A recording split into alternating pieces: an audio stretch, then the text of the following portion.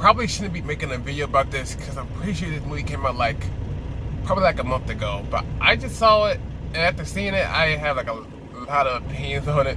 So I'm just gonna talk into this camera and see if you want to watch this video. Don't Let Go is about a cop. Is very close with his niece. Early in the movie, he comes across, he goes to his brother's house and sees his brother dead, his sister-in-law dead, his sister-in-law dead, and unfortunately, his niece also dead. And I'm just gonna leave it at that. I'm gonna talk about this movie because I gotta get going with the spoilers because I can't talk about this movie in depth without spoiling this movie, so I'm gonna do that towards the end of the review. But the basic part is a guy who's a cop. His family gets murdered, and he had to solve what happened.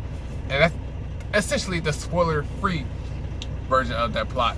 But I'm gonna get to the good and the bad, then I'm gonna go to the plot later on once I start spoiling it.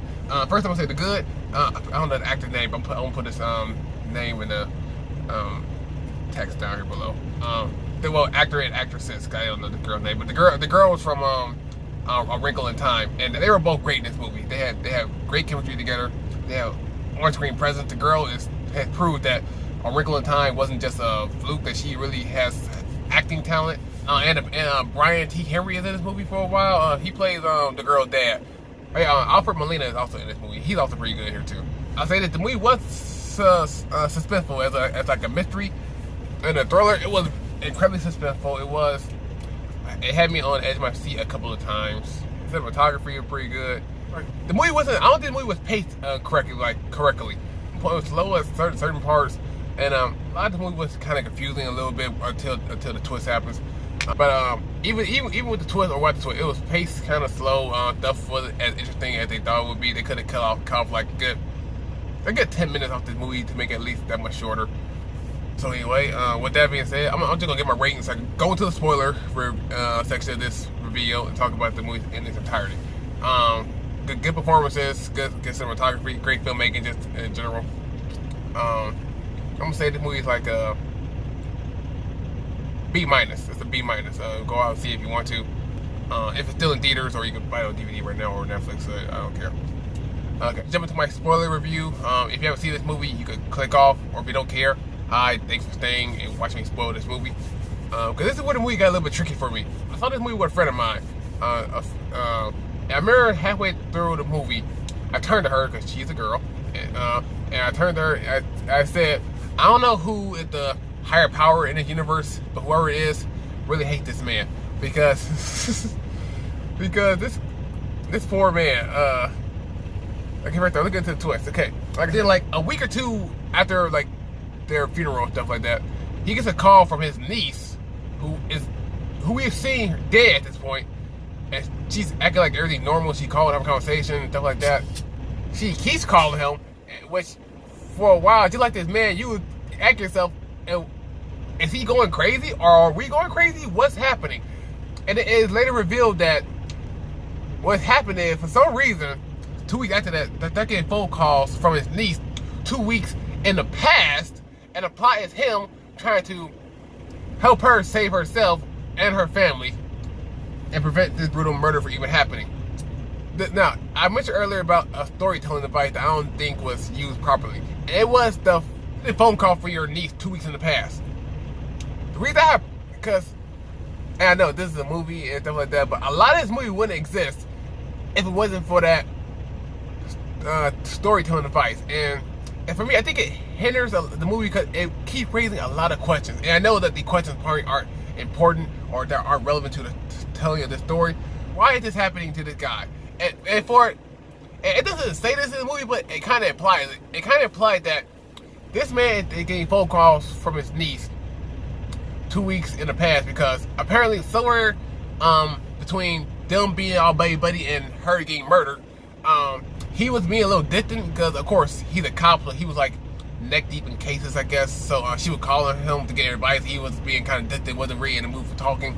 I guess because of that, the universe, or whoever was in charge of making sure this universe runs, was decided to teach this guy a lesson by putting his niece's fate and his fate of his brother and his wife in his hands, But then at a certain point, he kind of figures out like, hey man, my brother is up to no good. My niece can call me. I'll get her information. Hey, go to the police. They'll help you out. And that happens. And after that, like somewhere around the time, he gets shot in the side and passes out.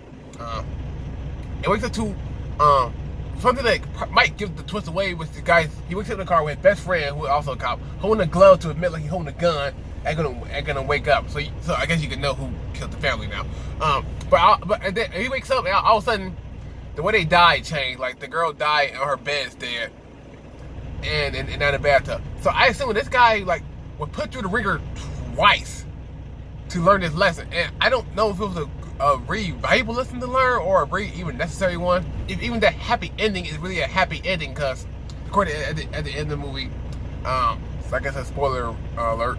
He revealed that his best friend was working for like some crooked police task force that like helps mitigate crime and stuff like that.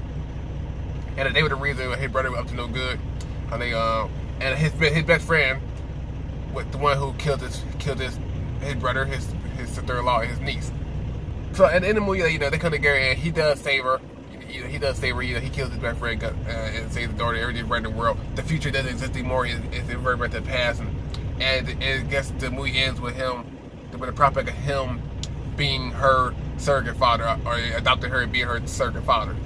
But my problem with this movie is basically the ending, because yeah, sure, I'm pretty sure, yeah, sure the uncle will be a great father to this girl, and they will have like better memories, great memories together.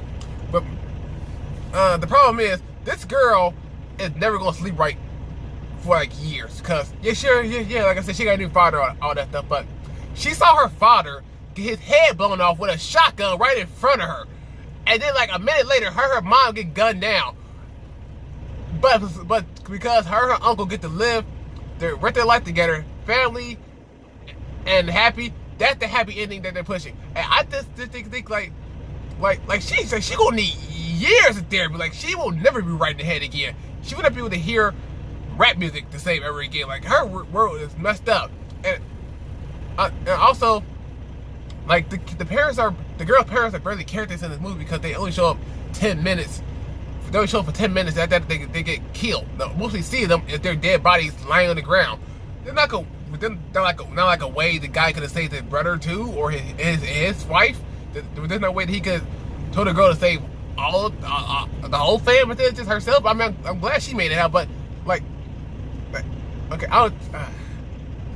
I just don't know if the ending was the happy bookmark they were looking for, at least in my opinion. But yeah, this movie was just weird, and I probably would have been more okay with the movie if I knew exactly what I was going into. I thought it was just a simple kidnapping movie, and it wasn't. It just really threw me off. But again, I don't think it's a bad movie. But it might be. It's a movie that I don't think would be for everyone. But no, I'll say this. I know who the movie is made for. Black people, because I saw this in theater, and nothing but a bunch of niggas in back talking, yelling at the screen, getting on my nerves. And that's fine, certain movies, but for this one, it was just like, y'all shut up, please. But anyway, that's my review of this movie.